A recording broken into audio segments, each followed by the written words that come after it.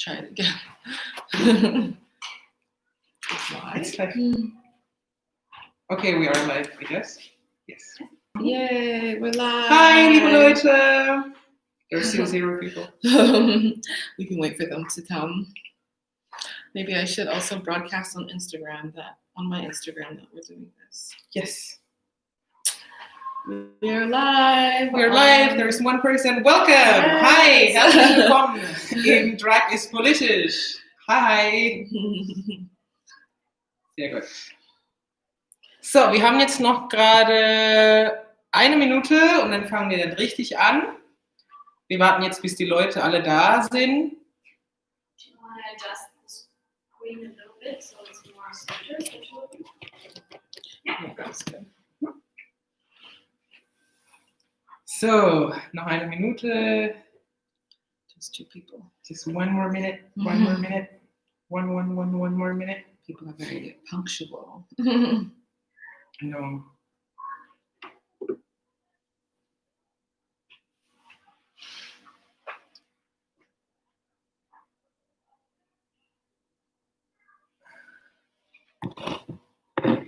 It was good that we can see how many people there are, so we don't have to. I mean, now it's just 1. I think people will come like in and out to the function. And like Julia said, like this is bigger, blacker, better. Bigger, blacker, better. So, jetzt ist 14 Uhr. Leute, herzlich willkommen bei unserem Programm Drag ist politisch. Ja, ich bin die June, ich bin die Kuratorin für Vermittlung und Bildung hier in Mark und heute haben wir Drumroll Adrian! Hi. Und dann hinter der Kamera gibt es eigentlich auch Julia. Hi! Sehr gut.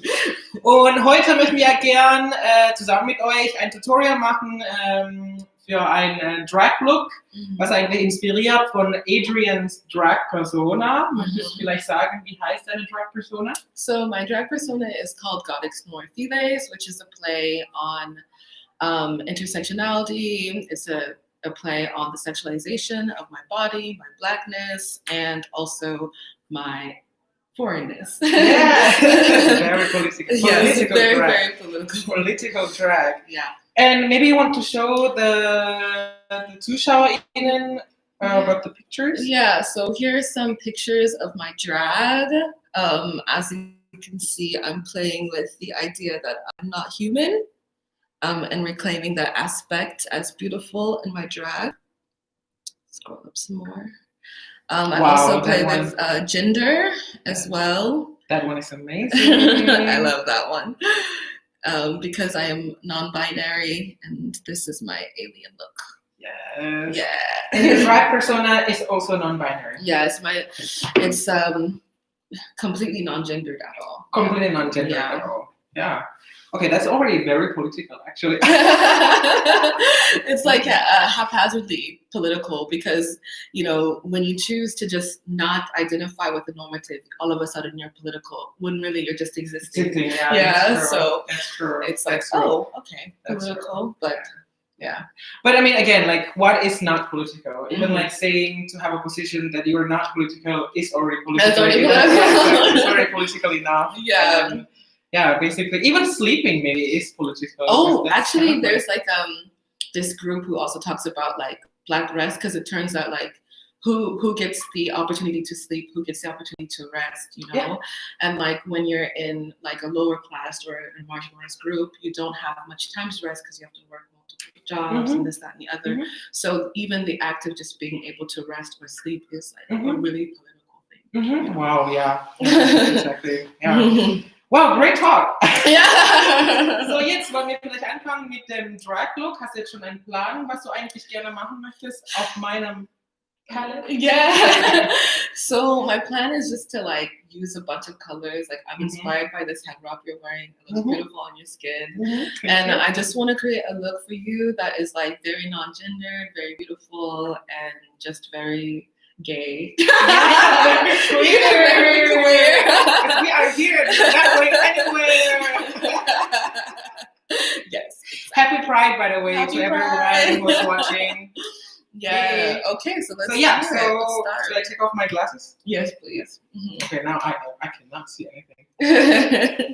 No. All right, so I'll start.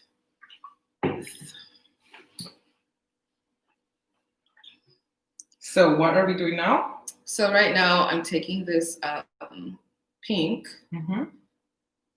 and I always put it on my hand because it helps to keep the makeup sterile, especially like during coronavirus times. But you know, in the drag scene, it's one of those communities where everybody's sharing as well. And I'm a house mother. I have a house called House of Living Colors, and so a lot of my children who are new to drag, they don't have makeup, and so they like to use mine. And I'm like, you can just make sure you just put it on your hand.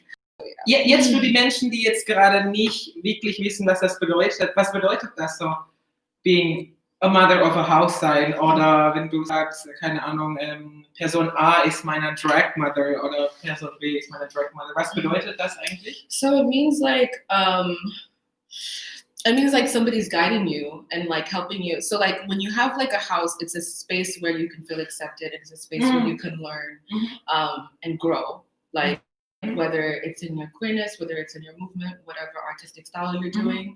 And so the person who's at the top of the house, like who's the matriarch, and it doesn't matter what gender you are, it's like you are the matriarch because an aspect of mothering is nurturing and helping someone learn and grow. And so like as a mother, what I'm doing, here we go.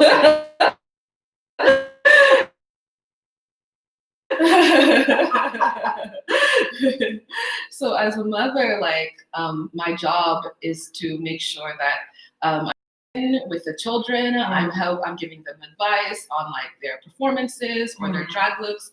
I'm giving them makeup tutorials. Like what we're doing right now. Yeah, what we're doing right now. So I could be your drag child soon. Maybe. Exactly. Although I would make you do it yourself. Because I can't enable, you know, it's all about learning. It's like, how do you call it? Like hard love? Yeah, hard love. It's like, I'll do one side, then you have to do the other side. But yeah, like it's, you know, drag. Oh, should I take off my piercing? No, you can leave it there. I always like do it with my piercing too. I mean, you can put like pink on it anyway. Okay. Maybe. Ah ja, so das bedeutet das, Drag Mother zu sein. Und du wohnst ja eigentlich in Berlin, oder? Wie ist das eigentlich, die Queer-Szene oder die Drag-Szene? Eigentlich ist actually, I don't know, like it's I don't mean it to say. I say like when I talk in English, I say like all the time. Yeah. When I talk German, I say eigentlich all the time. Or I halt. caught you there. Or halt. Oh. I say halt all the time as well. Yeah. Okay. So like the drag scene in Berlin, it's interesting because like it's I'm just applying their makeup or her makeup like this because it helps to make it really even when you instead of streaming it on So like the drag scene in Berlin is like really interesting because there's a lot of opportunity to create space for your whatever community you're trying to target or include. So you have like Queens Against Borders by Olympia. And wow, Queens Against Borders. Yes. Like, wow. So drag is actually really political in Berlin. Yeah. Because like it's a commentary on also like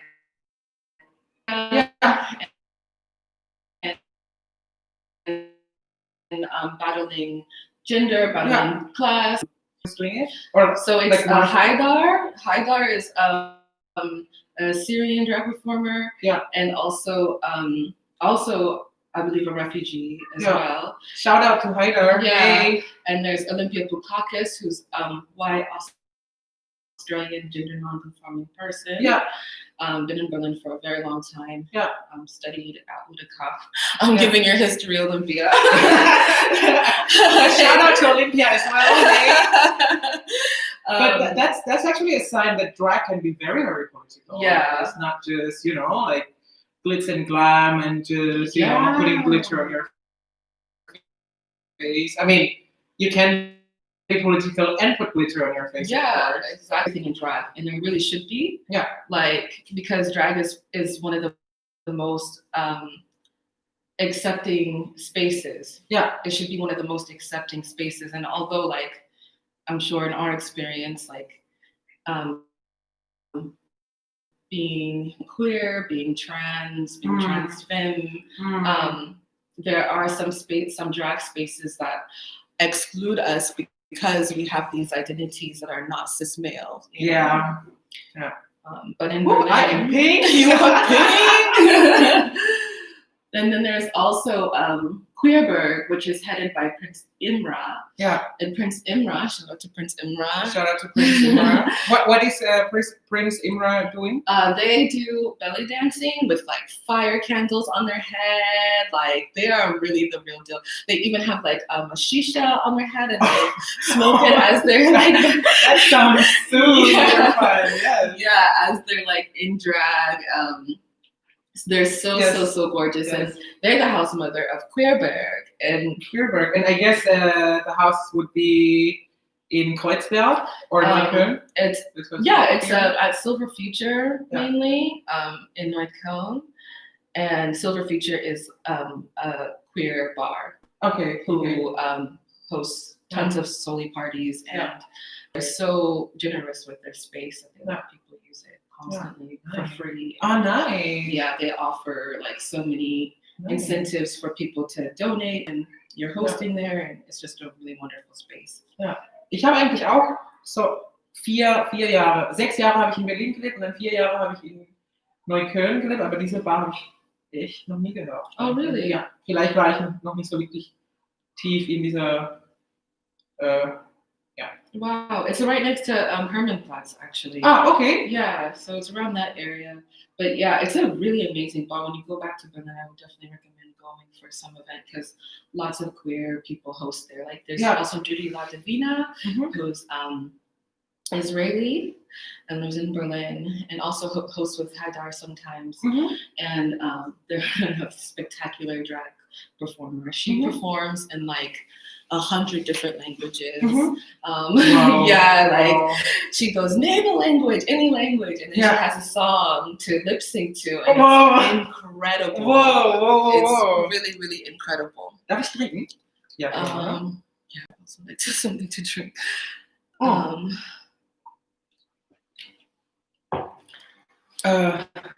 You can get your water. Oh, it's far away. No, I mean, I can take it. I'm pregnant. I'm not giving it. Once I'm down, I'm down. I can take it for you. Okay. Oh, no. Or you can... I guess. Wait, let me just take your glass. I'm going to get out of the room. Oh, shout out to Nata. Oh, hi Nata. Oh, and House of Living Color. So, yeah. Thank you for shouting out to that house. That's the house that I'm the house mother of.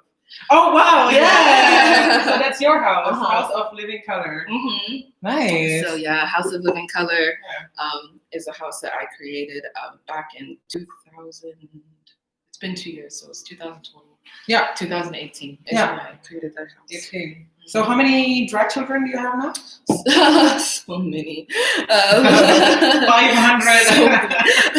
500. The thing is, I have to keep it like still a bit intimate because I have to make sure I'm teaching them something, and that they're not just like in the house and like not being and like I want them to be in the house and have opportunity and to have visibility as well. So I think I have like 9 children. 9 children? Yeah. That's a lot already. It's a lot of kids. It's a lot of kids. So right now I'm doing your shadow. So this is like my, how do you call it? Contour. Your contour.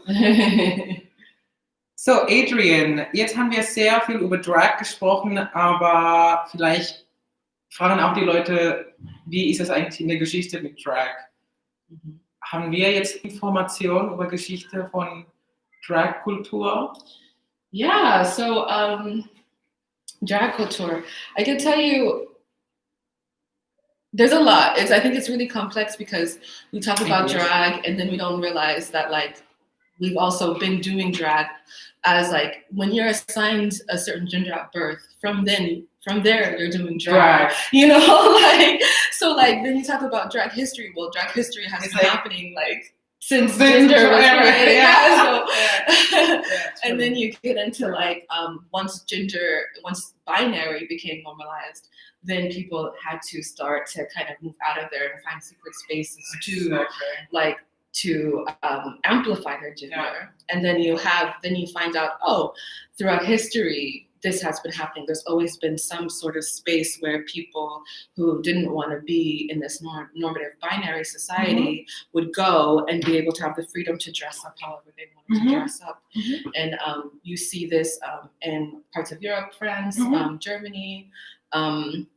You see this in also America as well, New York City, and then New York has like the club kid, kids. The club kid. They were like very famous. They were like everywhere on like fashion magazines. Exactly, and you saw like like Valentino or these huge brands that are like that cater to like the high class normative society, like starting to model their clothing after the club kids who are in this like marginalized culture, or like the ballroom kids of New York as well, like the queer and black,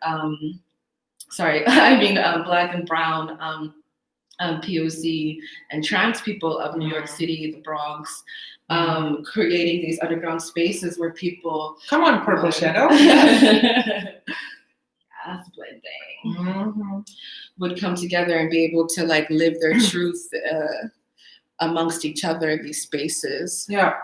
And then there's here in It must be like a really interesting time to live in New York during the club kids scene. I was not born yet.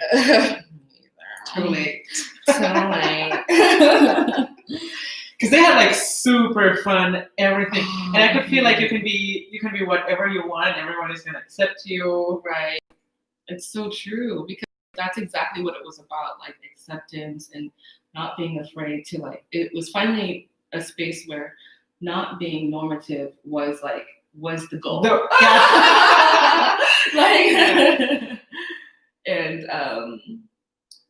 And that was just a beautiful thing. And it's freeing. Yeah. I mean, it's very freeing.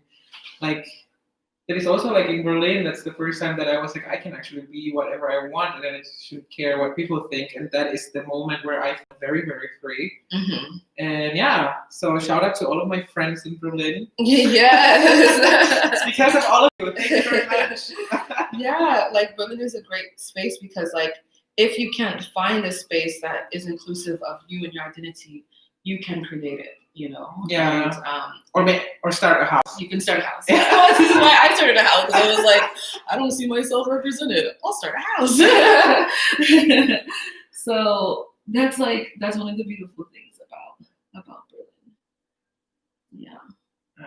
Was eigentlich auch mega lustig ist, dass wenn man auf Internet recherchiert wegen so Drag-Geschichte, was eigentlich immer auftaucht, ist immer wieder so die Geschichte von Männern, die als Frau verkleiden. So Cis-Männer, die als Frau verkleiden, oder how do you call that? Like the word transvestite? Like the old word for trans. From trans, yeah. Yeah, like transvestite. Transvestite, yeah. Like I never used that word. It's a dead word. Let's leave it. Let's leave it there. Yeah. Bye, honey. Bye, honey. You're not welcome here. We don't know you no more. No. Yeah, it's so weird because like people are very fixiert auf diese, das Drag eigentlich so Männer die als Frau verkleiden, aber eigentlich Drag so grenzt sich eigentlich nur bei diesem Begriff, dass nur Männer als Frau verkleiden, sondern Drag ist wirklich eigentlich, wenn Menschen als irgendwas sehr Extravagantes, oder? Yeah. Oder wie verstehst du Drag?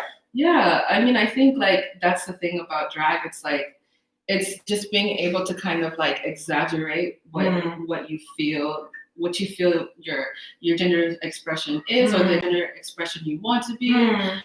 And like you see drag like even happening like when you talk about mainstream society, when women started to wear pants, people were shocked. I know. People were like, that is a form of drag, you know? Yeah. And like Chanel. That is a purple. Yves Saint Laurent. Yeah. The smoke pants. Yes. Yes. That is like drag in the mainstream. Drag in the mainstream. And then you had someone like, Marlene Dietrich. Oh, I love her. Yeah. I love Marlene Dietrich. Who was like completely just dragging it up at all times, you know, and people really love that. Yeah. And then nowadays when we have drag, you see people not even exploring gender anymore. They're exploring like animal, you know, like what it means to like not be human anymore. Yeah. And sorry, am I getting makeup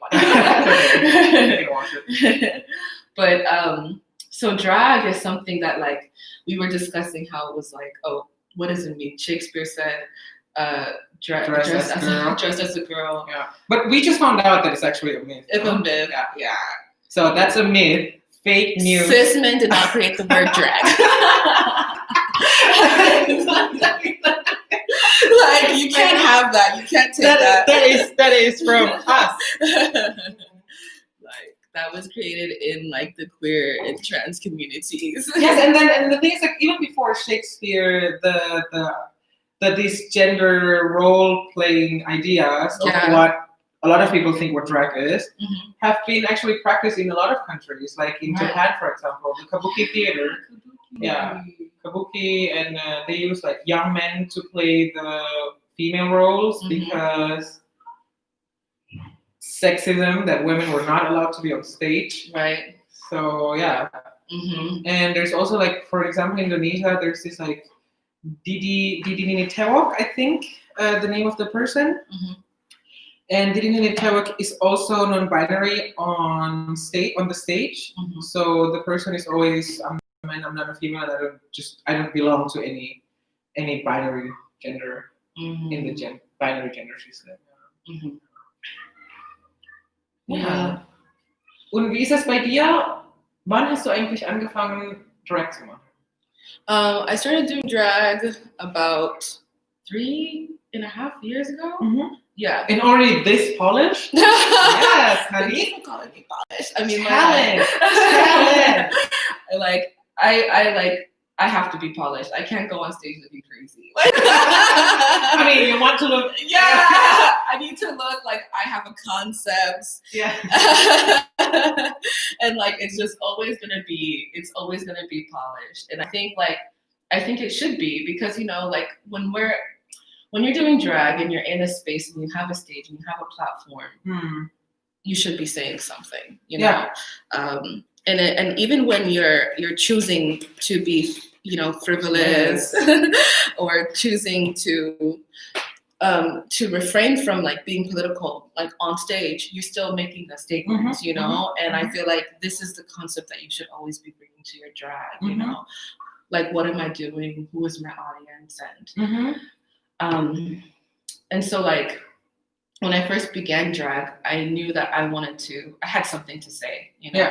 I had something to say about like, which is my gender. I had something to say about how, first of all, gender is something interesting because there's the gender that you identify with, and then there's also the gender that people see you as, you know. And so, which is so important. Because like, even though I was assigned female at birth, and then for a long time I identified as female, society would see me sometimes as male.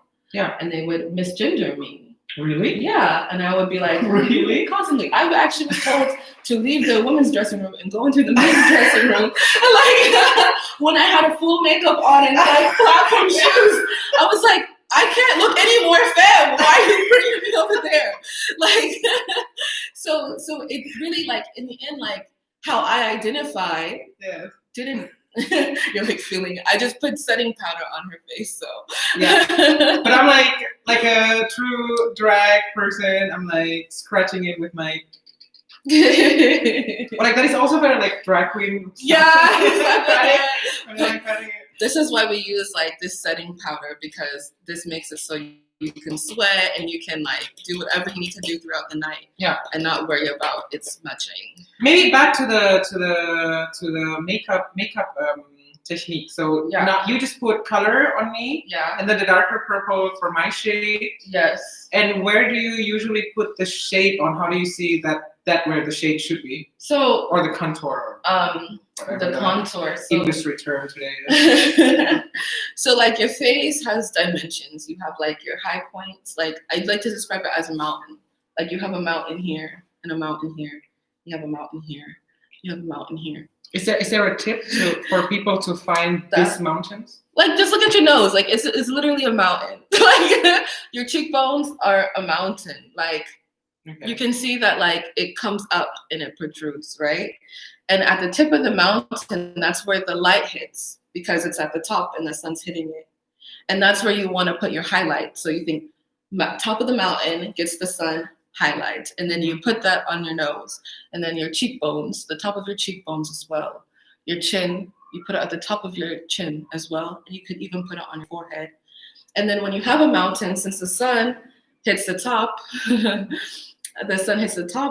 it creates a shadow on like the sides of the mountain, right? Oh, okay, and that's where you put the shade. Yeah, and that's where you put your shade.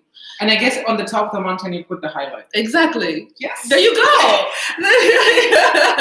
You got it. You got it. Tomorrow I'm gonna come to not tomorrow. Tomorrow's Sunday. On Monday I'm gonna come to work in my new drag persona. Yeah. Yes. But like this is what you do when you're doing like your regular base makeup too. You put like you want to create that dimension, and so you want to add to your highlights. So even when you're in a space where there's lights and lights flatten your face, you build your face up by creating this dimension where you put your shadows where your shadows are supposed to be, and you put your highlight where your highlight is supposed to be, and that gives you a 3D face. And that's what we're doing here. And that's a technique, really. That's a good tip. And so right now, so I just did their base makeup, and I did her shadow, and now I'm gonna do the highlight. And you want to highlight with a light color. You can't highlight with a dark color. Because that would be shade. Yeah, that will be shade, and we don't know shade. We don't want no shade in here. No shade in this house. No shade in this house. It's all love. It's all highlight. Okay. Yes. So what I'm gonna do now is put the highlight under her eye. Oh yeah, drink some water. I'll drink some water too. Okay. Yes. So if you look up, now I'm just putting highlight. So like people use the highlight to brighten the face and to make you look like you just woke up. Do I look like I woke up now? You woke up like this. with pink skin. With pink skin. And I'm just like taking it from like the top of her eye and blending it. Yeah. So then I'm creating like a nice kind of like airbrushed look. So do you have to do it like a V or how do you? Yeah. Which shape is it? Oh, it's just like that shape. Okay. So yeah, that's I'm natural, following actually. the natural, because I'm just following the natural like curve of your eye, like the natural angle of your eye. It looks very natural. I will come with this. You did. I mean, this skin. Flawless. So yeah, drag is political. Yeah. What do you think about that? I think it is. I think because at least what I expect from drag is to have a responsibility to what? For drag has a responsibility to the community that it's for, like, and that means that representation matters. That means that we're not being problematic on stage, and that we're being inclusive. Which is also, by the way, is sometimes a critic to not all, but like some stages who don't let trans women to be drag persons or drag queens. And that's irresponsible. I do think that because there's this drag performer named Pansy in Berlin who says drag saves lives, and it does. Like when you're able to have a space to be able to express yourself freely, unapologetically, this could be something that's life-saving. Yeah. And then if you go into a space where they're not allowing you, where it's supposed to be for you, but then they're not allowing you to like express your creativity or just be who you are, and give you a platform to do it, then it can be really detrimental to your mental health. And so I think that like drag has a responsibility to make sure that it's inclusive, that it's recognizing who needs to be included, who needs to have a platform, because especially right now, thanks to RuPaul, and also like RuPaul is something, whatever. But like thanks to RuPaul, drag has such a huge following now. I know, but like the thing is like what this is exactly why I'm making this actually as well. Because the thing is like in the mainstream media, everybody just think that queer culture always just like glitz and glam and hee-ha, and kiki and kaka and everything. But it's like no, but like it's actually very, very political, and there's actually has a long history about it, that drag is actually a form of, I don't know, like setting people free or being rebellious. Yeah, it's a form of resistance. And resistant, exactly. Yeah, that was the word that was. And I'm just like shouting everywhere. Like, yes, please keep shouting. Don't stop shouting. Yeah, exactly. Like, resistance. That like saying like I don't want to be a basic bitch. Yeah, I don't want to be a basic bitch anymore. I want to live the life. I want to be. It's so great. Or it can also be like, but also like drag should also give you the freedom to be like a basic bitch in drag form. Whatever that would be. What? Okay. Yeah, but I guess I don't know. How would that look like though? Oh, let's see. Do you have any example? A basic bitch who does drag. Oh, that's a really good like thinking.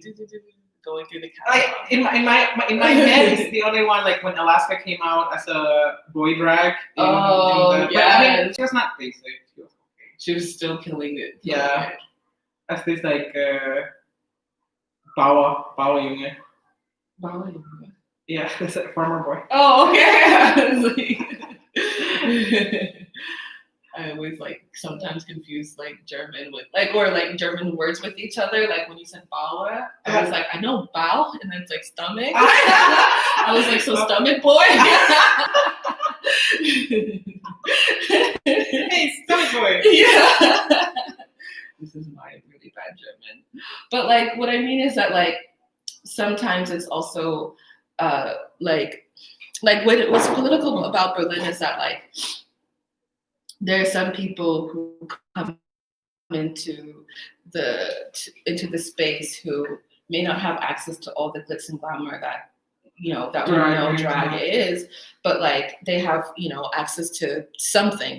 Maybe like for me, when I first began drag, I didn't have access to so much, and so I just used trash bags to express my drag. Why not? I mean, and that became like my persona, and there's Evie Oddly, who people are saying she's not polished, and like I think Katya was saying that Evie Oddly is not polished because her drag doesn't use extravagant things, and Evie Oddly is. Evie Oddly is already an extravagant person. Yeah. Personality. So it's like, wait, how is Evie Oddly of all people not extravagant enough, for someone like Katya? Für ZuschauerInnen, die übrigens Evie Oddly nicht kennen, Evie Oddly ist Gewinner von RuPaul's Drag Race Season. I don't know, 12, 11? 11 or 12? 11 or 12, one of the two. But she does like kind of drag like what we're doing here today, which is like alien drag, accessible drag. Non-gender conforming. Non-gender drag, yeah, exactly. The future is non-binary. Non-binary.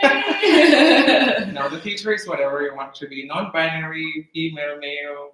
The future is inclusive. Exactly. The future is intersectional. Yes. The future is inclusive. Shout out to Sarah, by the way. Yeah. Sarah Rowe. And the The two. What's up, pretty people? What's up, pretty people as well? Hey girl. So, für die Zuschauer, die jetzt gerade dabei sind, habt ihr vielleicht Fragen an mich oder an Adrian oder sogar auch an Julia, die jetzt hinter der Kamera steht? Dann fragt euch ruhig und wir versuchen das zu beantworten, falls die Frage nicht zu schwer ist.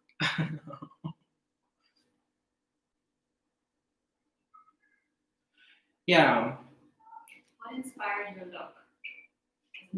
What inspired your look?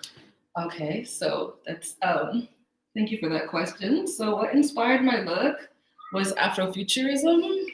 And Afrofuturism is kind of like just a movement of like, we could say like archiving our existence like as Black people, but also Afrofuturism is is kind of like when you look back at like the 1800s, like the 1700s, 1800s, when African Americans were enslaved, they didn't imagine that I would be able to exist right now, free, queer, and in Germany doing this right now. Yeah. So for them, I was considered science fiction. You know, I'm sci-fi, and so I'm like also reclaiming that, in that I am playing with this idea of like outer space, with being someone who is a science fiction idea to someone who, even in this present, who lives maybe somewhere in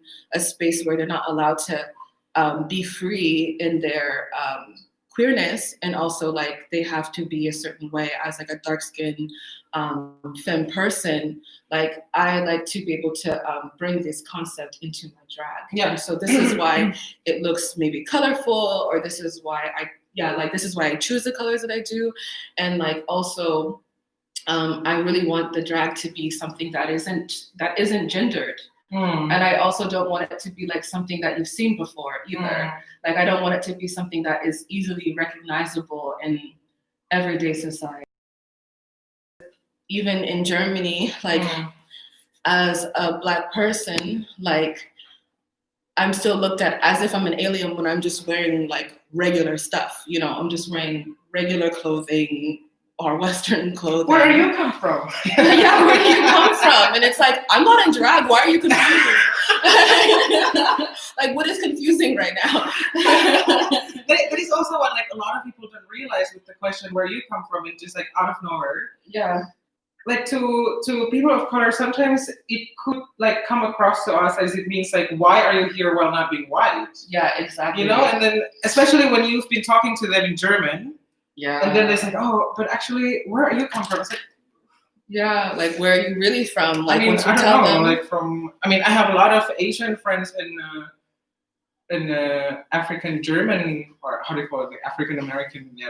So like German with dark skin color. yeah, Who are Germans, who are from, I don't know, Hanover or Köln or so, but they still get asked where they're from. Constantly. Yeah.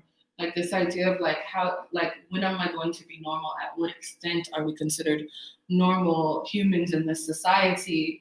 And also we get to the point where like, do we even want to be? Exactly, and that's what I find beautiful from drag as well, because the thing is like, you kind of just like, you kind of just like, I don't want to be normal anyway. I don't want to look like what you want me to look like in your head anyway, because that's not me. And then you just like make it even louder and make it even more colorful with drag and just amplify it everywhere like this. Wow. Yeah. Sarah Rowe wants to know, which look were you most proud of? Oh wow, which look was I most proud of?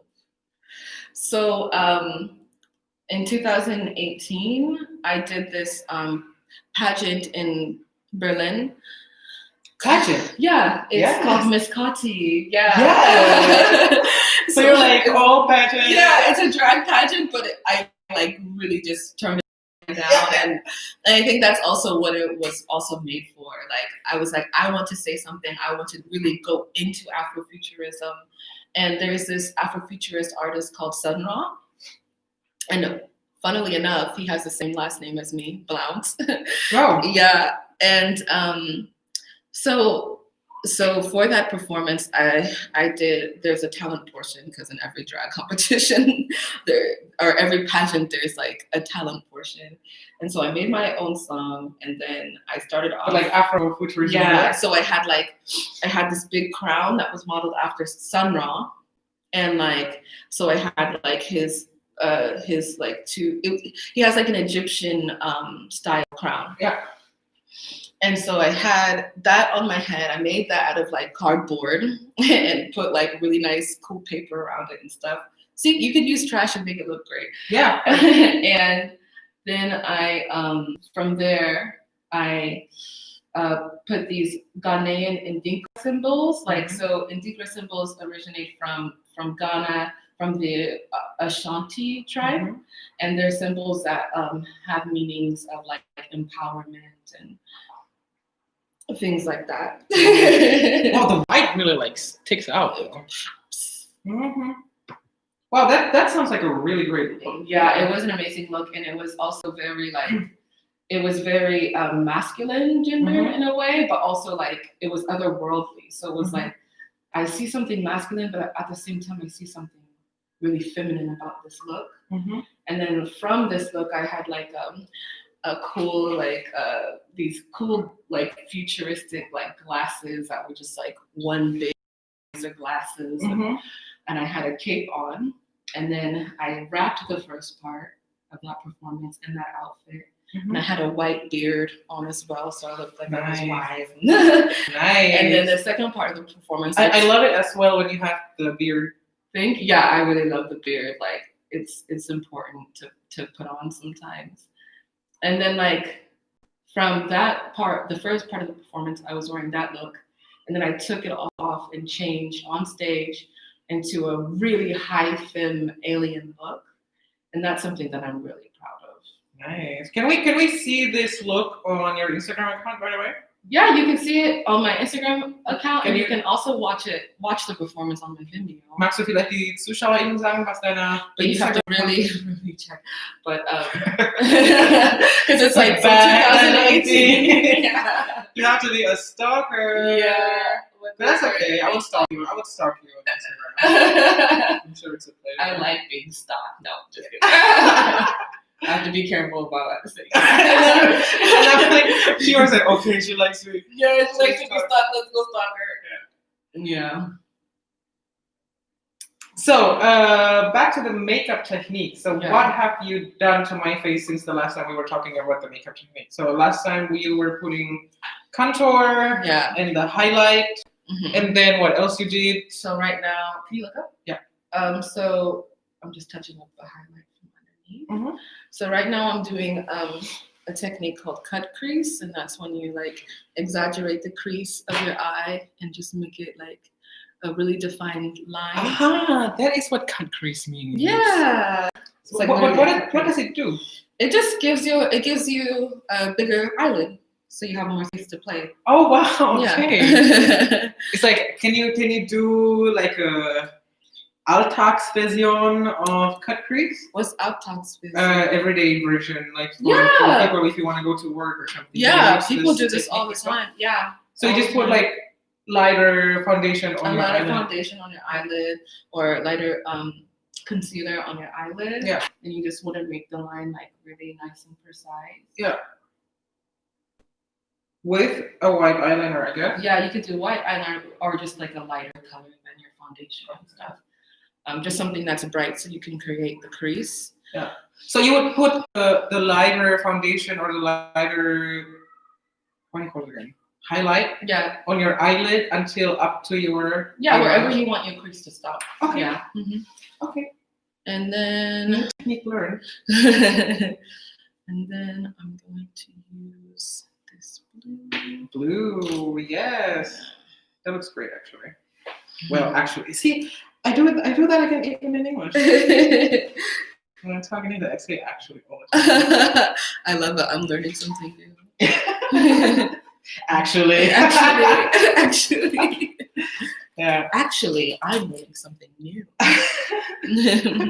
So we talk about RuPaul. So who else we actually know who are actually important in queer history out of drag culture. I mean, Marsha P. Johnson is definitely one of the person that everyone should exactly everyone should know because of the Stonewall riot. And who else? I guess like I don't know who started Wig Stock though.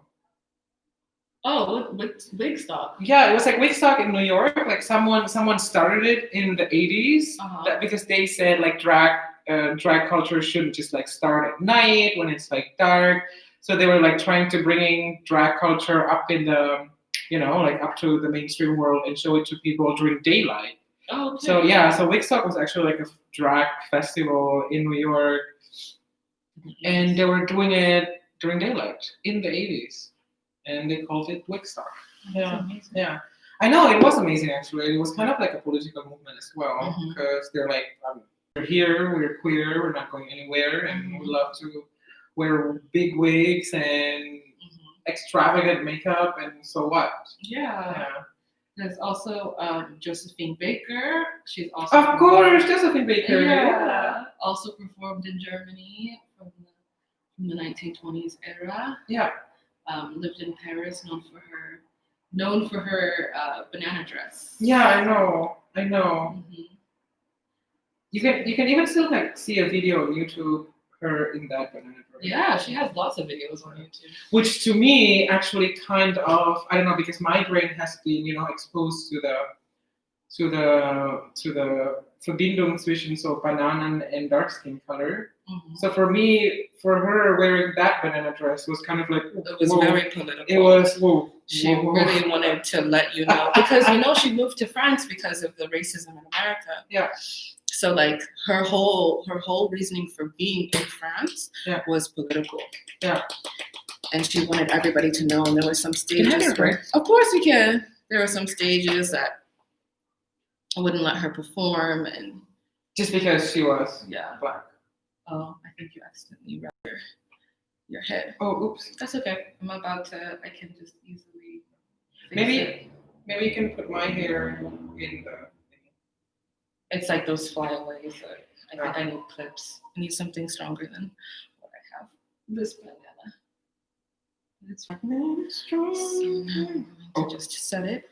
We shouldn't sing any famous song. Oh, it's like they'll come for you. I know. Oh, no, Gema. no. That's something. No, I'm like, really? Again, Gema? Can you look up? Perfect. So do you think drag is important for you as a person? Yeah. Because you're doing drag, do you think it's an important part of your life? It's a huge part of my life. It's a huge part of my existence because, it gives me a way to it gives me another avenue of artistic expression. And like, it gives me a way to kind of like, to use art as a commentary on society, which is something that's really special to me to be able to do. I like to be able to create, and I think if I didn't have that space, it would be really sad. It would be like really detrimental, I think, for my mental health if I didn't have a space to explore gender, if I didn't have the space to see other people who are like me doing something like this. And the thing what I think important from drag as well is like because drag is such like aesthetically, I would say, pleasing or interesting. Yeah. So people from outside of the queer community would be interested in seeing it or looking at it, And then I think if we make drag political, and then if we use drag to send like political messages and anti-discrimination messages, I think that would be very, very, like such a great platform for us to, to get to them and then send them our messages. Yeah. And but first we attract them with the glitter. And I think also like there are people who want to do that. What? I look so different now. Oh my god. There are people. I think it's also important to also to note that like I think when I talk about drag having a responsibility to be inclusive and intersectional, I'm talking about marginalized groups. Yeah. I'm not talking about the mainstream. I'm talking about folks who do not have space to to exist. Yeah. And like, I think it's important that there's a space in this world for people who have our identities where they don't have to explain anything, and that they're able to just have a platform to just be free to express what they want to express without having to educate at the same time. Because we spend our lives having to do that and having to adapt, and we should have a space where we don't have to do that. Yeah. Or just like since RuPaul, the because like the thing is like the Black culture and the gay culture sometimes like they bleed to each other, and then like the way a lot of drag queens talk, like okay honey, things like that, and like the tampon, it's actually a very Black culture. And the thing is like my dad is half Black, half native, and I already have heard that and I've seen that from my family doing that, so sometimes I kind of tend to talk like that, and then some people are like, why are you talking like drag queens? And I'm like, no, this is like from the Black community, and that's why people sometimes don't realize it, and they thought that it's like white cis gay males who invented the culture. And that's why it has such a responsibility, because it's like there are cultures who are marginalized already outside of like the queer community, and then once you get into the queer community and you see that your culture is like being used as like it's not being respected, but it's only being used as like a way for people to perform or to seem cool or whatever, it becomes like it can become a really problematic space to exist. And so of course, but like I think it's an important part of the conversation to talk about like drag lingo. To like look a little bit. I know we're like trying to like cheat towards the camera, but also do a nice look. I'll show it to you. Wow, my eyes look so different. Bam, honey. Ja, like, wir haben eigentlich auch ein paar Mal schon gesagt über Intersectionality. Magst du vielleicht ein bisschen erklären, was Intersectionality, weil vielleicht es gibt ja ZuschauerInnen, die diesen Begriff noch nicht so wirklich kennen? So like intersectionality. Was von dir? Yeah. So like it's like, so intersectionality is a way to talk about people's marginalized identity, because we were talking about gay culture and we're talking about Black culture, right? Gay culture is marginalized, Black culture is marginalized.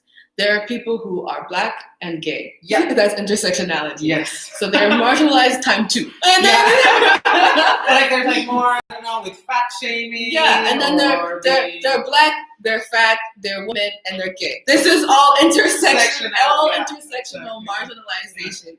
And this is where you're like, oh wow. So and then you can talk about like, okay, there are women who come from whiteness, right? And that's a privilege, but they're women, and that's not. So that's not a privilege. So it's like intersectionality to recognize like, oh, you can come from privilege, but then also be a woman within that privilege and experience something that is like marginalizing, right? Yeah. So this is how we talk about, and this is how we're able to hold space for like, oh, I have an intersecting identity, and then I have like 5,000 intersecting identities, and this is how we create space, and this is how we can hold space for people in institutions, organizations, where it was just in space, and to understand how to do that once we recognize their intersections. Yeah, that's a really good way to explain it, actually. Political Begriff 101. Yeah, really simple, really easy. Look at you, you're like really starting to match your scarf. I do, hey? Now I look like I was born with the scarf. Wow. Out like this. Yes. Okay, and then now next, liner. So actually I'm gonna do your eyebrows, and I'm gonna do your eyebrows white. So we don't need to cancel out my eyebrows what we don't. see on the TV. You don't But need to. you don't really see my eyebrows anymore, actually. Exactly. You remember I was telling you earlier, like I never cancel out my brows. It's just like how I do my makeup, and then from there, that's how my eyebrows end up just going away, and I can create other ones. So now, what is the plan again? So the plan is right now I'm going to make your eyebrows, and I'm going to use this nice thin pencil here or brush here. Once one of these makeup brands that I'm using wants to sponsor this, then I'll tell you who it is. But until then, you can go to Rossman or DM and get some pencils. That's a brand. I know, right? It's cheap, but it's cheap, so. That's a brand already. But yeah, actually, brand doesn't matter. It's just like the technique, I guess. Yeah, right? So you can go to wherever store. Drag can be so accessible, like if you don't get caught up into like the whole brand things, it's really just what works for you. I know, and it's just like actually marketing as well. Yeah. It's just like how people from how capitalism tries to, use drag and gay culture to adopt it, to adopt it in their, capitalists. They're like, look, we put a rainbow on it, and that's all we've ever done. And then we're gonna charge you €5 more. Yeah, exactly. It's like, wait, but we need more than the rainbow. Exactly. It's like, oh look, we put like some famous drag queen on the box, so now we're gonna charge you 20 or more. Yeah, exactly. Marketing, and it's Pride now, so now you can see like how all these brands who had never really advocated for the LGBTQIA community now having rainbow flags. Yeah. I mean, it's actually nice because the thing is, like, I was born in Indonesia and I moved to America after that, and even when I was in America, the society was not as accepting as now. It was not like, it was more accepting than how it was when I was in Indonesia, but now to see, to see that rainbow flags everywhere, to me, it kind of gives me like, okay, this is how far we have, went. It's true, because you can think about is that right English, by the way? How far we've come. How far we've come. I know what you meant. Like, excuse me, it's actually how far we've come. Yeah. Yeah, how far we've come, exactly. That's what and that's also like a part of the conversation too. It's like, we've come far enough that people are using us to market their stores, but at the same time, it's like there has to be more follow through, because it's like if you're only showing that you support us during Pride, but never the rest of the year, are you actually supporting us? Yeah, exactly. Like, have we actually come far? Yeah. And I think like this is the problem with pink washing, is that we still have such a do you call it that, pink washing? Yeah, pink washing. I never really heard that though. Yeah, so that's actually the phrase when big corporations use LGBTQIA symbols in order to market their products. So like Coca-Cola, I don't know if they've ever given money to any LGBTQIA organization or. Do not come for us, Coca-Cola. Coca-Cola, you can come for me. Goddess Norfiles on Instagram. But like, I'm like. But no, you're right. But I'm saying, like, have they ever given money to like a Black trans organization? Yeah. Have they ever given money to an indigenous LGBTQI? Like, no, they haven't. Yeah. But at Pride, they say, "Oh, Pride, like love is love," and it's like, what does that even mean? Like, are you like you? I haven't seen you really actually show that like that LGBTQIA lives matter, except when we're buying your Coke, Yeah, exactly. Yeah. So like, I'm here. I shop, therefore I am. Yeah. We really are getting into politics, aren't we? We are.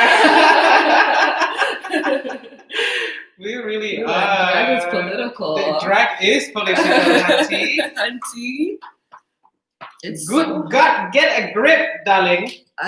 I'm sweating. I am screaming. I'm screaming. Yeah. So, okay, wow. Now I look like your drag child. You are my drag child now. Yes! What's my name though? Oh, that's the thing. That's the thing we have to come up with, your drag name. Yes. Only you can come up with that. I can't choose your name for you. That's what you have. That's your agency. You choose your own. Oh, that's hard. I need 2 weeks of meditation, going to the waterfall and sitting under a tree. Yeah, like Buddha or something. Yeah, exactly. So now you are adding more white to my eyebrows. Actually, to your eyelids now. Ah, okay. So my eyebrows are going to be white. Yeah, your eyebrows are white.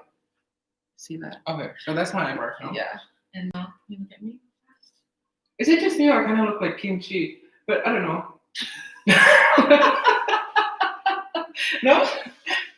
Let me see. This is funny.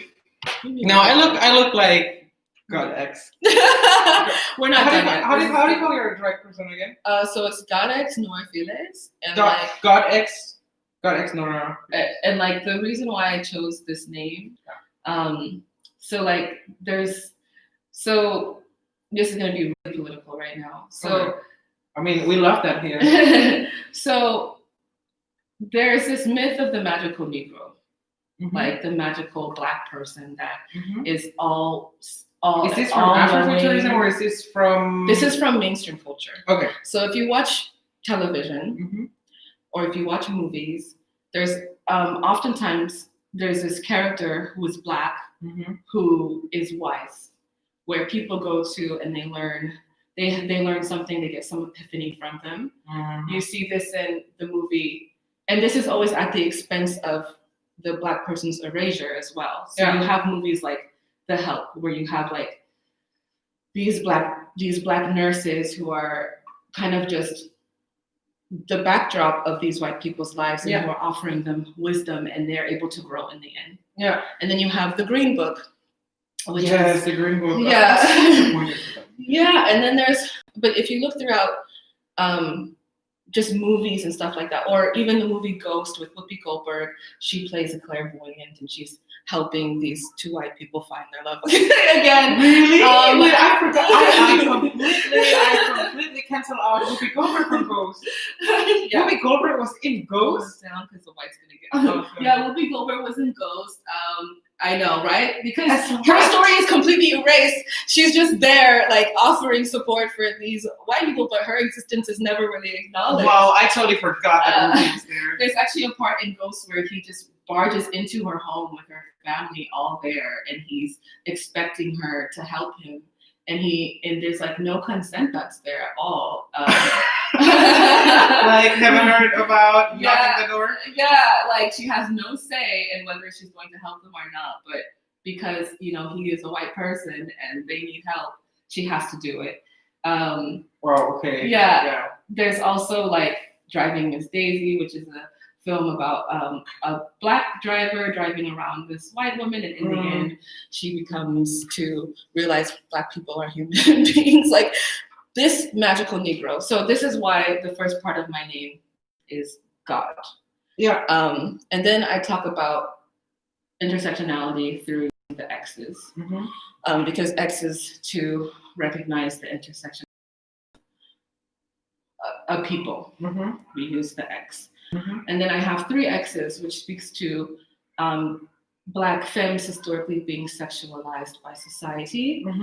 You see this with Sarah Bartman or Venus Hottentot, who was put in museums here in Germany, in France, all over the world because of her. Do you know my eyes? Not yet. Because of her body. This is the part where you have to close your eyes. Okay. So there's that. Venus Hottentot. but Black women, Halle Berry, when she did Monsters Ball, she was a woman who was being sexualized, and she had done so many other roles before that, but because she was finally in this role of this vulnerable sexualized woman, she was nominated for an Academy Award for this movie.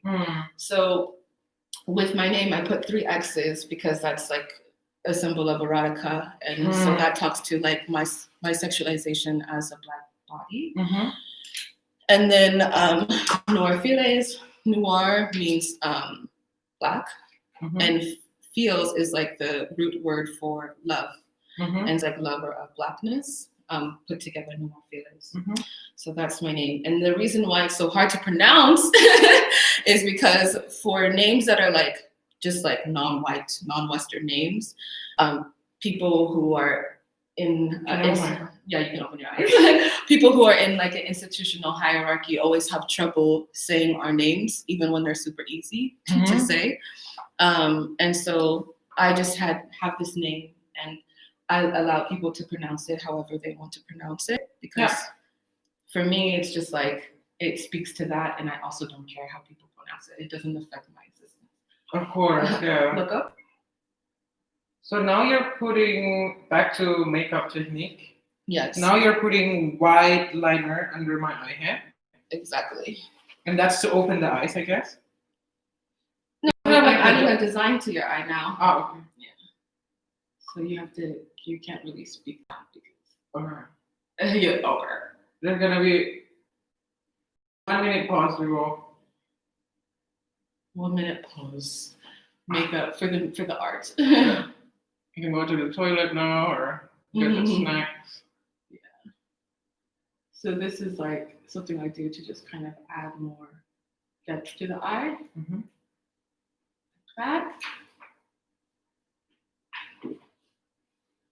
And then How long does it take you to be in your drag? It actually is really fast because I like know my face so well, so I'm just like, ooh. Like a lot of my drag children are just like, Jesus, why are you so fast at doing your makeup? You only need like 45 minutes and you're in a look. Yeah. Because I know my face real well. And like, the more you get to know your face, the faster it gets. But like now you only need 10 minutes to do this? Oh no, I wish. 1 hour.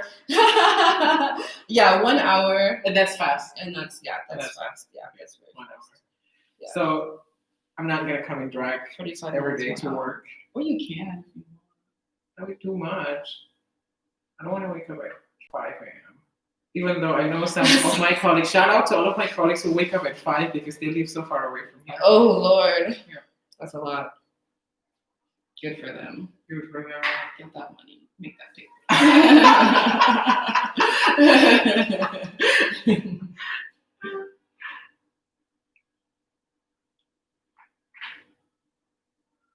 And now I'm guessing you're adding dots? Yep. For the design. Or is there any thoughts behind it too? So yeah, these dots, I like to put these dots on my face because it kind of reminds me of like outer space. Oh, okay. Yeah, but then it also reminds me of like certain African tribal cultures who will use these dots to tell a story when they're coming of age. For me, I don't heavily stress that because I don't want to culturally appropriate, but I do want to pay homage to like my ancestors as well. Ancestors. So this is why I put these dots. It looks like stars, and it's super Afro indigenous. Yes. That's what we love.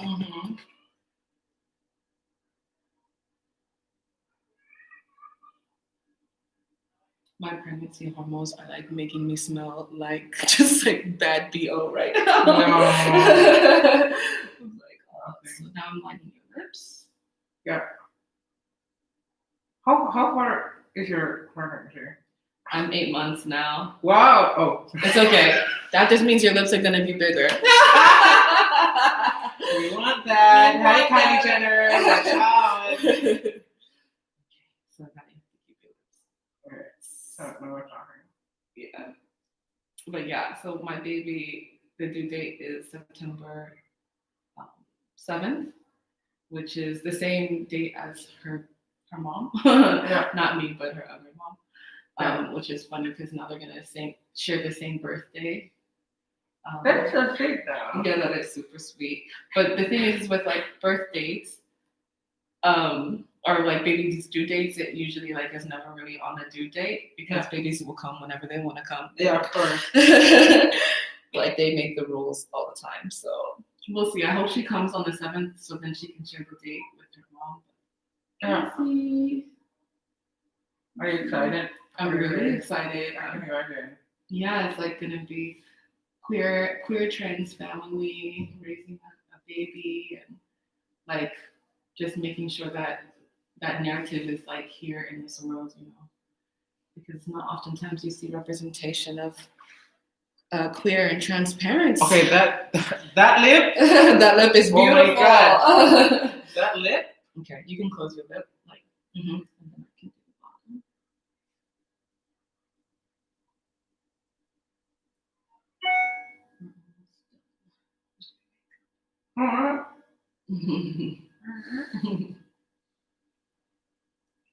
I think for some people it's very relaxing to watch. Yes,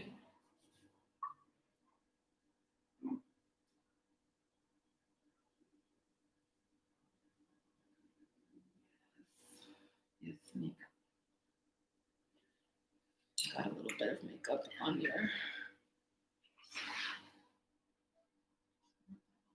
Mm-hmm.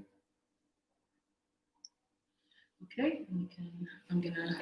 Okay, makeup. that lips are huge. Don't move your lips so much because I still have to set it. Oh. I still have to set it. So okay. Sure. No, don't talk. Mhm.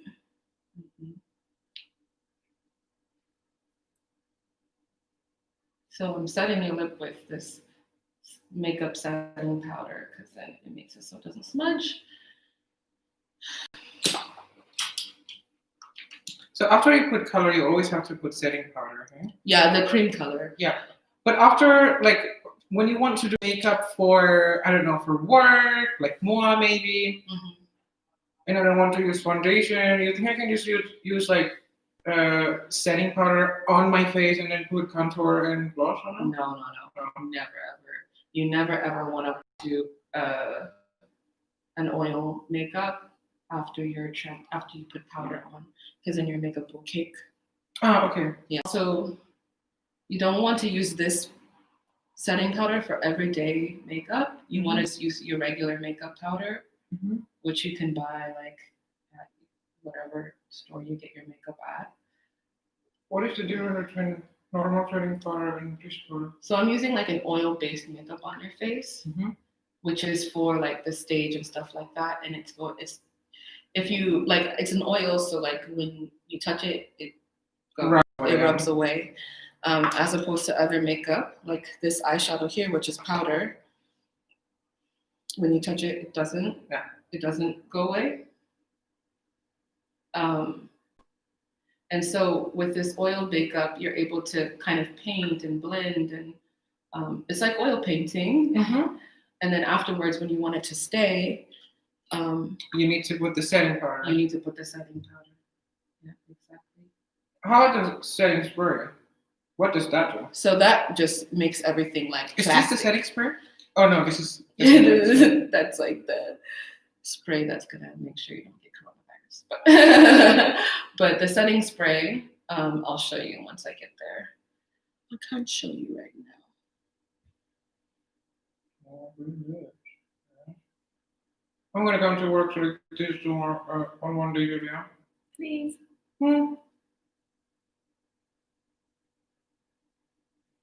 So my favorite thing with my drag look is like creating my own type of lipstick instead of just and like really blending to create dimension in the corners of your mouth. Open? Yeah, open is good.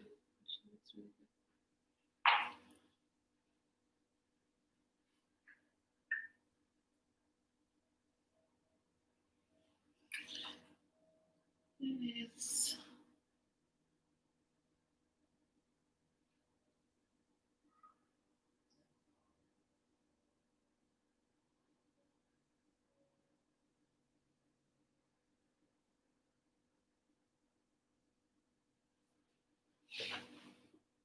Yes, honey. Kylie Jenner better watch out. Oh, now I can see myself. Yes.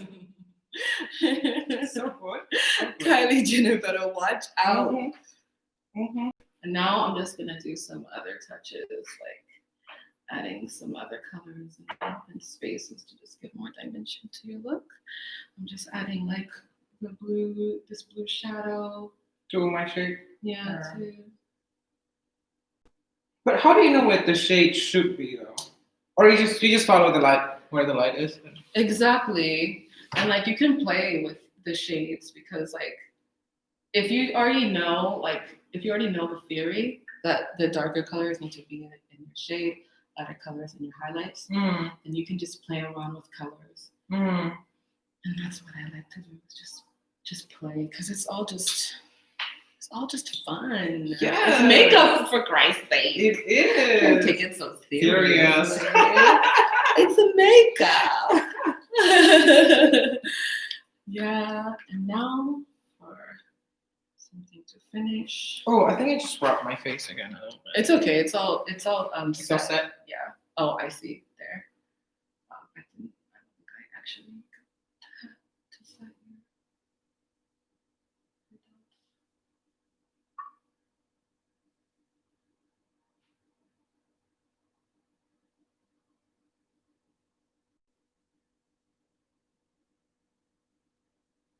So I'm just now continuing to ask. Damn, I feel like a goddess. You are. That's voguing people. Yes, that's voguing. Never forget your inner goddess. Mm-hmm. And now I am just going to. I have to touch up where you accidentally smudged. Oh yeah. Actually, touch it up with.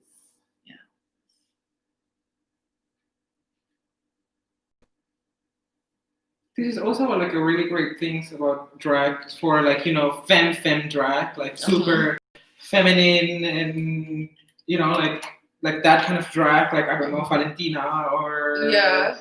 or Valentina. Or who else? Who's very femme? Ooh. Monet Exchange. Monet Exchange, yeah, exactly. Monique Hart. And I think it's actually a great thing for, I don't know, like I've talked with a lot of like cis women who are really to RuPaul's Drag Race, and I ask them why you really love RuPaul's Drag Race, and then the answer is almost always that because they are projecting a female character that is unapologetic. Yeah. That is like owning it, and I am beautiful, you know, like I am here, and not even. You know, there's Shea Coulee, who's also a part of RuPaul's Drag Race. Yeah. And she says her drag is a love letter to Black women. I know. Because like cis women, Black, especially like, you know, like from a marginalized group, again, intersectionality. Like they cannot, you know, own their femininity like that and just, you know, and just go on the street and own it like that, because then people would just make stupid comments like, oh, what a bitch, or what, I don't know, like horny woman. Women should, I don't know, be silent and don't say anything loud, or I don't know, don't wear sexy stuff. And if you wear sexy stuff, then you're asking for it. And it's like, you know, and that with drag queens, they're like, maybe I am asking for it, so what? There's no such thing to ask for it, you know. It's like what we do with our bodies never gives anybody an excuse to do violate it. Exactly. Our bodies are our bodies, and we have agency over whatever we do. Exactly. With our bodies, especially if it's not harming anybody. Exactly. And I mean, if you really, you know, like if there's respect already since the beginning, then I think the violence would happen, you know. Right. It's just, I think, because since from the beginning there's no respect on female bodies, or especially Black female bodies, then, you know, things like that happened. I don't know. Right. There's, you know, Billy Porter. Billy Porter, for those who don't know Billy Porter, he is a theater artist, and he's also in the TV show called Pose. and I think he just won an Emmy for that. Yeah. And he Pose said, is on Netflix. yeah, Pose is on Netflix, so watch it. Like, it's one of the only TV shows that has like a primarily Black trans woman cast. So like Billy Porter says, like, you know, when women began to wear pants, it wasn't a problem because the patriarchy is something that you should aspire to. It's something that it's wonderful, you know, women wearing pants, it's strong, it's, you know, but then when a man puts on a dress, it's a problem, you know, it's disgusting, it's ugly. And so what are you saying? Yeah, so what are you saying about womanhood? You're saying womanhood is nasty. Yeah. And this is like the whole concept of like, I guess even drag, it's like kind of going against this norm of what society thinks is supposed to be acceptable or what is beautiful. Like women are wearing pants, men are wearing dresses, and people who are in between are wearing whatever the fuck they want, you know, and it's celebrating exactly who we are at any given time, and us celebrating that, and that's really great, and then also the double standard, you know, like we have to, like be an animal in bed, but also like a virgin, and also, you know, like we have to be 100 things at the same time that is pleasing the male's fantasies. And it's just like impossible standards.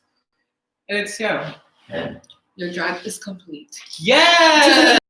My drag is complete. Oh my god! Like spray. What is that? This is the setting spray. That's a setting spray. Yes, this is like. Okay, so what does the setting spray do? It holds your makeup in place in rain or shine. Okay, man. Rain on me, honey. Close your eyes and try not to squint. Yeah, relax. You're like, I can't. 1, 2. Can't do that. When people tell me not to do that. Fresh. You've been set. Yes, so this is the look, people. Yes. Gorgeous, honey. Gorgeous. Yes. I feel gorgeous. Yes, I'm gonna go out like this. Yes. So, thank you very much, everyone. Vielen Dank, dass ihr dabei wart. Und vielen Dank natürlich für Adrian. Vielen Dank für Julia, die uns hilft mit Technik und alles. Und alle andere, nicht alle andere, alle Arbeit hinter der Kamera. Und natürlich Dankeschön für alle Leute, die dann bei Hamburg Pride im Markt mitgemacht haben. Und danke auch für die Leute, die für Gute Nacht, Träum Queer, was auch mitgemacht haben. Danke. Und dann für die ZuschauerInnen um 20 Uhr gibt es eigentlich noch ein Programm. Und es geht um 4 Geschichten mit Queer Characters. Und ihr könnt gerne mit euren Cousins, Kindern, Oma, Opas zusammenschauen. Und ja, dann vielen Dank. Ciao. Happy Pride, by the way. Happy Pride. Yay. Yes. Great. Oh, it's so hot.